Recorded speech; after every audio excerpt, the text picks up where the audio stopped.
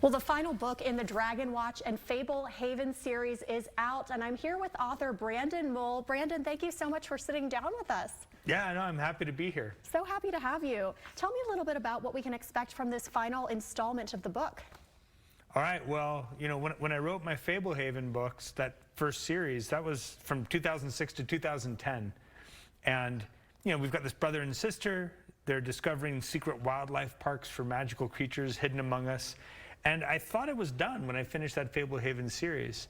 But then a few years later, kind of looking back on the series, I realized I didn't really complete one of the main characters' journeys. And I also saw some opportunities to have adventures at these dragon sanctuaries. So that's where Dragonwatch came from. It basically is the second half of the Fablehaven series. So if Fablehaven's the first half, Dragonwatch is the second half, and this is the finale of the second half. So, I mean, you're gonna get, this is the thickest book in the series and the explosive finale that should wrap up all the storylines. And what has it been like to see these characters in this story, kind of the evolution of it over the years? This is the culmination. I'm sure that's very validating seeing that kind of come together. And yeah, for me, it's been a long journey. Writing a book is sort of like climbing this huge mountain, and it's a weird kind of mountain because it doesn't exist until you climb it, if that makes sense. So yeah, I like that analogy. So it's like you're creating this thing and you're not even sure what you have until you're done. And so when I finished book 5, it was this massive relief because I spent a lot of years with these characters, 10 years of my life creating these stories. And it was amazing to see it like get complete and feel like, okay, I think it worked. Like, I think this bridge made it to the other side and tells a story that I think readers will really enjoy.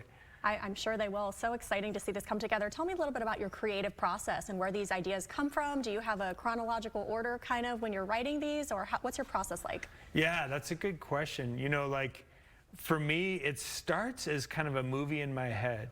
I get bored really easy, and then I'll just daydream to kind of cope with reality, right? Like maybe I'm in traffic or wherever.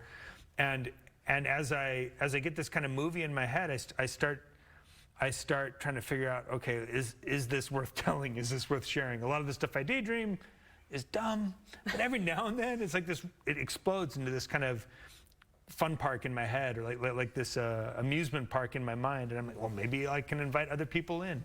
And so once I get an idea, I try to break it down into scenes and turn it into a story. That's incredible. And tell me a little bit about where your desire to become a novelist began. Was it at a young age or later on? For me, I think it was reading the Narnia books as a kid. I really wanted to cross into another world. I wanted to have an adventure like I was reading in that story. I wanted to fight monsters and, you know, become the king of some other world or something. And like, because I couldn't do that in real life, I started doing it in my head. I started making up stories. As I got older, the stories got cooler and I wanted to try to share them. And it was just a long process trying to get good at that. A long process with this creative fantasy. All right. Well, Brandon, we so appreciate you coming in. Thank you so much. I'm so excited to check out this new book, the final installment. Yeah, cool. Yeah, if people want to find out more about it, just go to brandonmull.com. Wonderful. Thank you.